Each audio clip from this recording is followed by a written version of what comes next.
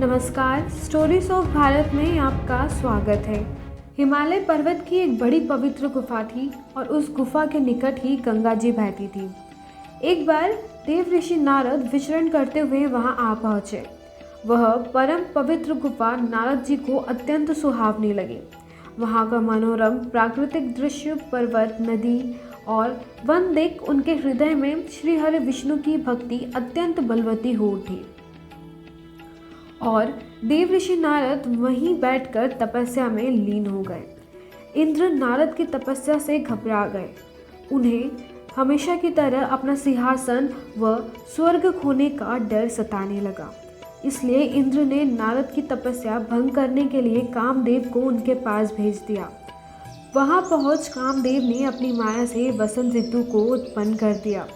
पेड़ और पौधों पर रंग बिरंगे फूल खिल गए और कोयलें कूकने लगी, पक्षी चहकने लगे, शीतल, मंद, सुगंधित और सुहावनी हवा चलने लगी। रंभा आदि अप्सराएं नाचने लगी, किंतु कामदेव की किसी भी माया का नारद पे कोई प्रभाव नहीं पड़ा।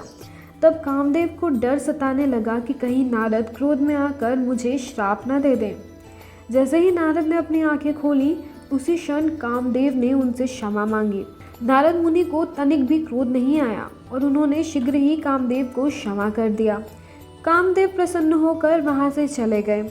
कामदेव के चले जाने पर देव ऋषि के मन में अहंकार आ गया कि मैंने कामदेव को हरा दिया। नारद फिर कैलाश जा पहुंचे और उन्होंने शिव जी को अपनी विजय गाथा सुनाई। शिव समझ गए कि नारद अहंकारी हो गए हैं और अगर ये बात विष्णु जी जान गए तो नारद के लिए अच्छा नहीं होगा। ये सोचकर शिव जी ने नारद को भगवान विष्णु को ये बात बताने के लिए मना किया, परंतु नारद जी को ये बात उचित नहीं लगी। उन्होंने सोचा कि मैंने कामदेव को हराया है और इतनी बड़ी जीत का उल्लेख भी मैं किसी के साथ ना करूं। ये सोच नारद कैलाश से क्षीर सागर की ओर चल पड़े। वहां पहुंचते ही नारद ने अपनी कामदेव पर विजय की गाथा भगवान विष्णु को भी सुना दी। विष्णु जी समझ गए कि मेरा प्रिय भक्त अहंकार से घिर चुका है। विष्णु जी ने सोचा कि मुझे नारद का घमंड दूर करने के लिए कोई उपाय तो करना होगा। विष्णु जी से विदा लेते हुए जब नारद चले तो अपनी माया से नारद के रास्ते में विष्णु जी ने एक बड़ा ही भव्य व सुंदर नगर बना दिया। उस नगर में शिलनिधि नाम का एक वैभवशाली राजा रहता था। उस राजा की विश्वमोहिनी नाम की एक अत्यंत सुंदर और भाग्यशाली बेटी थी, जिसके रूप को देख लक्ष्मी जी भी मोहित हो जाए। शिलनिधि राजा अपनी बेटी का स्वयंवर कराने जा रहे थे, इसलिए दूर दूर से कितने ही राजा नगर में आए हुए थे। नारद जी भी राजा से मिलने उनके राजमहल पहुंचे। राजा ने उनका पूजन कर उन्हें सिंहासन पर बिठाया। फिर उनसे अपनी कन्या की हस्त रेखा देखकर उसके गुण दोष बताने को कहा। विश्व मोहिनी के रूप को देख नारद मुनि वैराग्य भूल गए और उसे देखते ही रह गए। उसकी हस्त रेखा बता रही थी कि उस कन्या से जो विवाह करेगा वह अमर हो जाएगा, उससे संसार में कोई भी जीत नहीं सकेगा और वह समस्त संसार पे राज करेगा। परंतु ये बातें नारद मुनि ने राजा को नहीं बताई। राजा को उन्होंने कुछ और बातें अपने मन से बनाकर बता दी। नारद के मन में अब अहंकार के साथ लोभ भी घर कर गया। वे सोचने लगे कि कुछ ऐसा उपाय किया जाए कि ये कन्या मुझसे ही विवाह करे। ऐसा सोचकर नारद ने श्री हरि को याद किया और भगवान विष्णु उनके सामने प्रकट हो गए। नारद जी ने अपनी दिल की बात प्रभु को बताते हुए कहा, हे नाथ, आप मुझे बहुत ही सुंदर रूप प्रदान करें ताकि वो कन्या अपने स्वयंवर में केवल मुझे ही पसंद करे और मेरा उससे विवाह हो जाए। ये सुन श्री हरि बोले, हे मुनिवर, मैं अवश्य ही वो करूँगा जिसमें तुम्हारी भलाई हो। यह कहकर भगवान विष्णु ने तुरंत ही नारद को एक बंदर का रूप दे दिया और कहा, जाओ कर लो अपनी मुराद पूरी। नारद बड़े प्रसन्न हुए क्योंकि उन्हें लगा कि प्रभु ने उन्हें बहुत ही सुंदर रूप प्रदान किया है। वहाँ पर ही छुपे हुए शिव जी के 2 गणों के सामने ही ये सब घटनाक्रम चल रहा था। देव ऋषि नारद शीघ्र ही विश्व मोहिनी के स्वयंवर पहुँचे और शिवजी के वे 2 गण भी ब्राह्मण वेश धर वहाँ पहुँच गए। वे दोनों नारद को सुनाकर कहने लगे कि भगवान ने उन्हें इतना सुंदर रूप दिया है कि राजकुमारी सिर्फ इन पर ही रिझेंगी। उनकी बातें सुन नारद के मन में लड्डू फूट रहे थे। स्वयं प्रभु श्री हरि भी एक राजा का वेश धर वहां आ गए।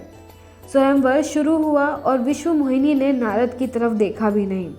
उसने जाकर सबसे सुंदर राजा रूपी विष्णु के गले में वरमाला डाल दी। ये देख नारद अपना आपा खो बैठे। तब शिवजी के गणों ने ताना कसते हुए इनसे कहा, जरा दर्पण में मुंह तो देखो। देव ऋषि ने जब अपना मुंह दर्पण में देखा तो अपनी कुरूपता देख उनके क्रोध का ठिकाना नहीं रहा। क्रोधित हो उन्हें सबसे पहले उन शिवगणों को राक्षस हो जाने का शाप दे दिया। तत्पश्चात जब उन्होंने दोबारा अपना मुंह पानी में देखा तो उन्हें अपनी असली रूप वापस मिल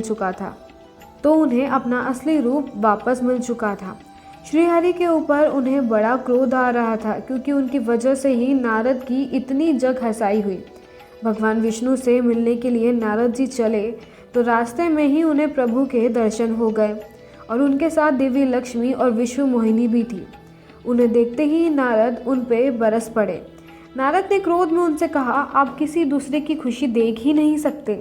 आप में ईश्वर और कपट भरा पड़ा है। समुद्र मंथन के समय आपने भगवान शिव को विष दिया और राक्षसों को मदिरा पिला दी, जबकि आपने लक्ष्मी जी और कौस्तुभ मणि को स्वयं के लिए ले लिया। आप बड़े धोखेबाज और कपटी हो। आपने जो मेरे साथ किया उसका फल अवश्य पाओगे। आपने मनुष्य रूप धारण करके विश्व मोहिनी को पाया है, इसलिए मैं आपको श्राप देता हूँ कि आपको मनुष्य योनि में जन्म लेना होगा। आपने मुझे स्त्री से दूर किया है, इसलिए आपको भी स्त्री से दूरी का दुख सहना पड़ेगा। और आपने मुझे वानर का रूप दिया, इसलिए आपको बंदरों से ही मदद लेनी होगी। नारद के श्राप को श्री विष्णु ने पूरी तरह स्वीकार कर लिया और तब नारद पर से उन्होंने अपनी माया को हटा लिया। माया हटाते ही नारद विष्णु जी को दिए गए अपने श्राप के कारण विलाप करने लगे, किंतु दिया गया श्राप वापस नहीं हो सकता था। इसलिए श्री विष्णु को श्री राम के रूप में मनुष्य बनकर धरती पे अवतरित होना पड़ा। शिवजी के दोनों गण भी नारद के चरणों में गिरकर कहने लगे, हे मुनिराज, हम दोनों शिव गण हैं। आपका मजाक उड़ाने के कारण हमें आपसे श्राप मिल चुका है। कृपा कर आप हमें भी अपने श्राप से मुक्त करें। नारद बोले कि मेरा श्राप वापस नहीं हो सकता, इसलिए तुम दोनों रावण और कुंभकर्ण के रूप में महान ऐश्वर्यशील बलवान तथा तेजवान राक्षस बनोगे और अपनी भुजाओं के बल से पूरे विश्व पर विजय प्राप्त करोगे। उसी समय भगवान विष्णु राम के रूप में अवतरित होंगे। युद्ध में तुम दोनों उनके हाथों मारे जाओगे और तुम्हारी मुक्ति हो जाएगी। तब श्री विष्णु ने नारद को बताया कि उन्होंने ये माया क्यों रचाई थी। उन्होंने कहा कि नारद, तुम्हारे अंदर अहंकार और लोभ के बीच रोपित हो चुके थे और इन्हीं से तुम्हें मुक्ति दिलाने के कारण मुझे ये माया करनी पड़ी। मेरे हृदय में हमेशा तुम्हारा हित ही होता है। ये सुनकर देव ऋषि नारद और भी दुखी हो गए और विलाप करते हुए अपने आराध्य श्री हरि के चरणों में गिर पड़े।